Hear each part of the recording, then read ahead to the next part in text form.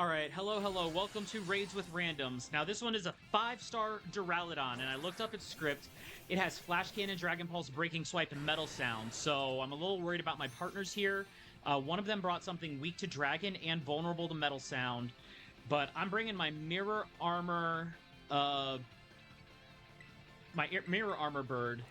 So I checked Duraludon's script. It has no player stat resets, which means my boosts can go completely off the wall with Power Trip. And hopefully it throws... Yeah, I'm hoping it throws some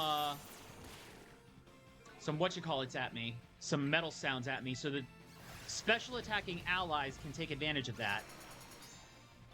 Now, it does reset its own stats at 50% hit points, but that's going to be a non-issue. It does have a 30% time iron defense.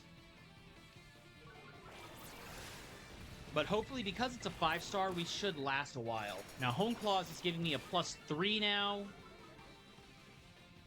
I could also go the Iron Defense Body Press. But I think I'm going to lean towards the Power Trip side of things. Alright, Dragonite is running a risk here.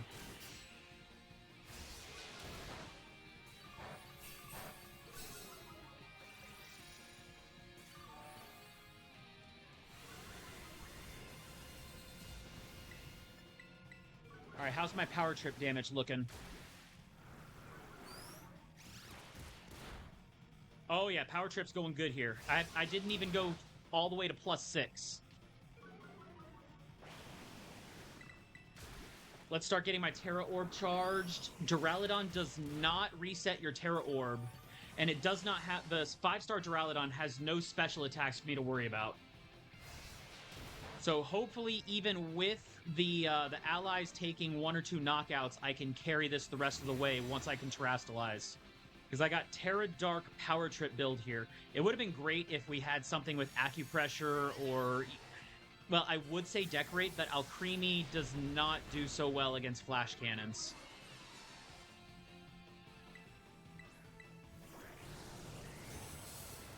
Okay, there's this Iron Defense. Oh, come on, guys. Everybody's getting KO'd. It's got to be those the Metal Sound debuffs stacking up on them, but maybe if I can Terastalize and break through the rest of it...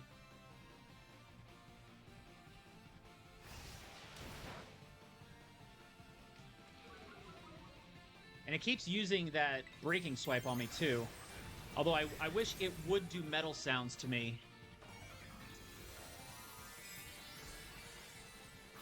Now, I'm not using special attacks, but Metal Sounds would help the other Pokemon do more damage, especially that Greninja that's trying to use special moves on it. Oh, no, it looks like it's too late.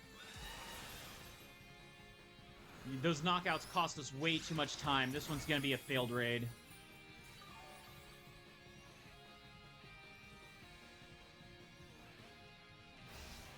Yeah, time is up.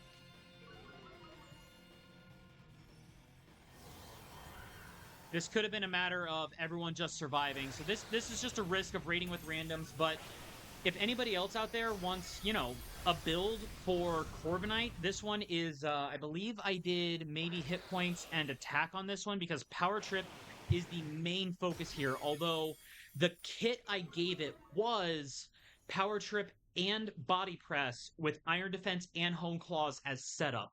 So that if you have a coordinated group, you can use Iron Defense while somebody else uses Acupressure or Decorate on you to boost your offense, or to hopefully boost your offense so that Power Trip gets as much of a boost as possible. That's just one thing there. And with Mirror Armor, you have the benefit of going up against raids that try to debuff you, but then those debuffs just get bounced back on the raid boss so that you can benefit from the Body Press and the Power Trip boosting. But you do need to be careful because most raids do stat wipes, and the reason I felt comfortable bringing that to this raid, as you can see, my survivability was off the scale. Duraludon's it had no stat wipes to throw at the players. The worst it had was a Light Screen and a Draco Meteor, but Flash Cannon, Dragon Pulse, Breaking Swipe, your Corviknight is resistant to all of those moves until you Terastalize, either Dark or Fighting, depending on how you build it. But either way, you're resistant to those, and any stat debuffs that you would suffer just get thrown back on it. So I'm comfortable with the Corviknight for that, but it would have been nice if somebody had something that could, if the other players had things that could at least survive against the Duraludon, because that's what cost us the time on the raid, was survival. I'm wondering if maybe instead I had brought, if I had brought Grumpig instead and used Simple Beam on it to throw Snarl on to give it. If I had brought that to use Snarl on it, Snarl and Mud Slap and debuff it, maybe I could have debuffed it enough so that the rest of the raid party wouldn't have gone down. But it's a little late for that one. I'm thinking maybe that might have been a better play on my part rather than trying to go for the offensive carry, just for the sake of the group raid.